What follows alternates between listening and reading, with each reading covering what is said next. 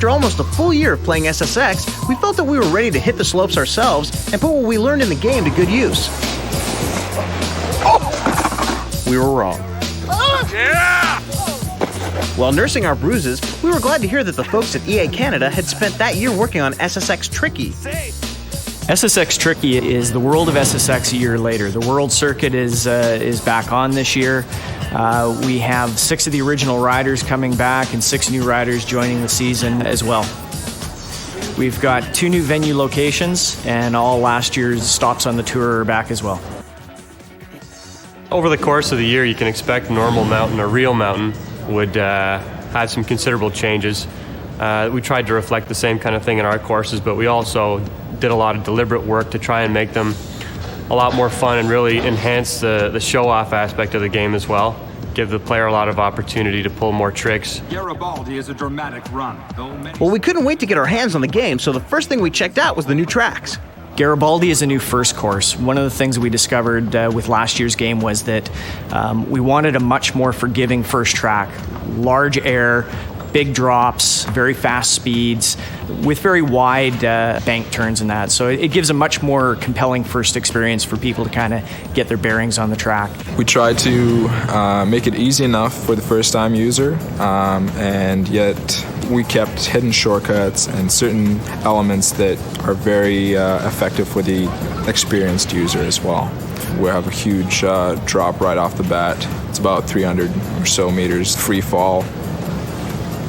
So yeah, it's a great new track. Not only are there new courses to explore, but a whole new crew of riders to choose from. Out of the 6 new characters we've got, Simon is probably one of my favorites. Last year I felt we had a lot of pretty mainstream sort of characters. This guy brings a real element of danger or unpredictability to the mix, which is something that we're really happy with. This is the stop! Ooh, Simon says, big hairy freaking deal.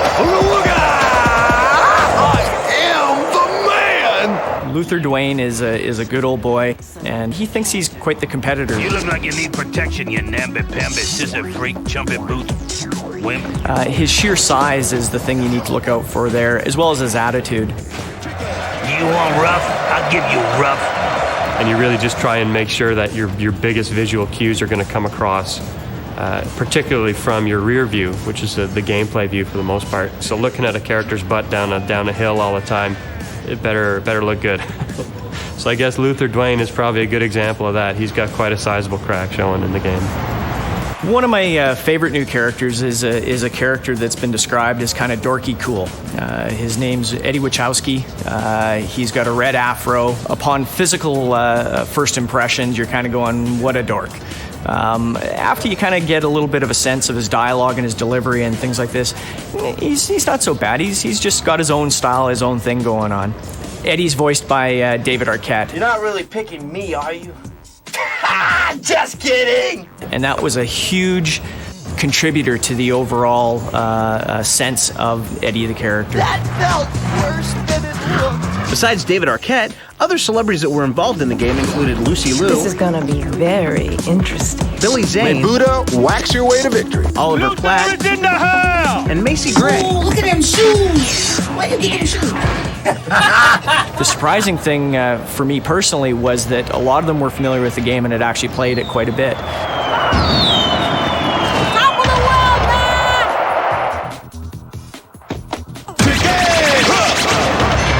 David Arquette was quite familiar with it. Macy Gray plays with her son. Don't sweat me, look me over, check me out. A lot of them sit in studios and voice over movies that they work on anyway, because all that stuff has to be redone after they shoot it all. So they're used to sitting in a studio and reading scripts and really putting a lot of effort into how they deliver it. So it was pretty neat to see, actually. I got what you need right here, baby! Let's ride! All right, let's go! Yo, what's up with that? The improved character development is not only in the voiceover, but can be seen in the artificial intelligence. We found that in last year's game, the pack separated reasonably quickly, and you didn't really get much of that passing people in the corners because you typically only had one guy off in the distance and maybe one person behind you. So with the 6 riders that are on the field, we worked out a much more tight racing environment. The second aspect of it that I'm really quite excited about has to do with the aggression AI.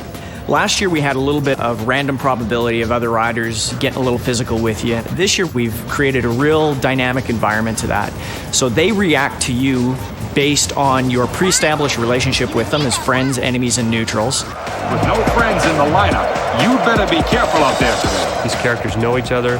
There's animosity in some cases. There's alliances in other cases. You push your friends around, they're going to ask you what's going on. They're going to talk to you. I thought we were friends! You push your enemy around, and that guy's going to come after you. He's going to kick your butt down the hill. Each one of them has a tolerance and an aggression value. The tolerance has to do with how many times you hit them before they react.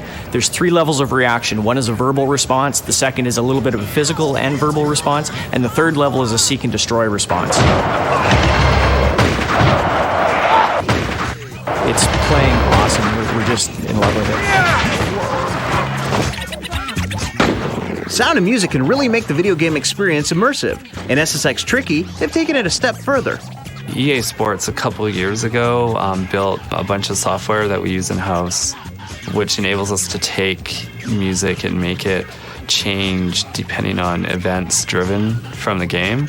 When we get the songs for the game, we go, actually what we could really use is your multi-tracks, and we remix the multi-tracks to give us a couple different levels of intensity on the song.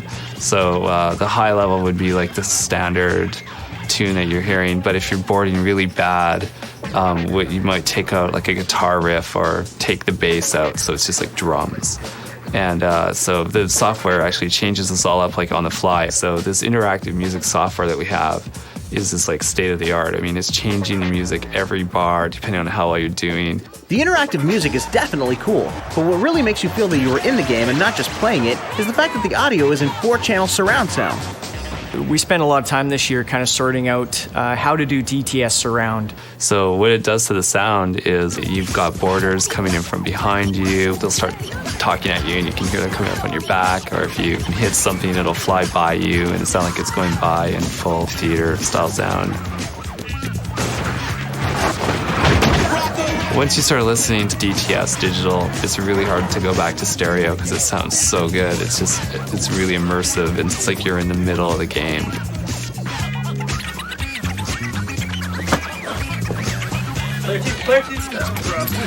Well, luckily for us, a bruised ego was the worst of our injuries. But at least we're in top physical condition for another winter on the SSX circuit.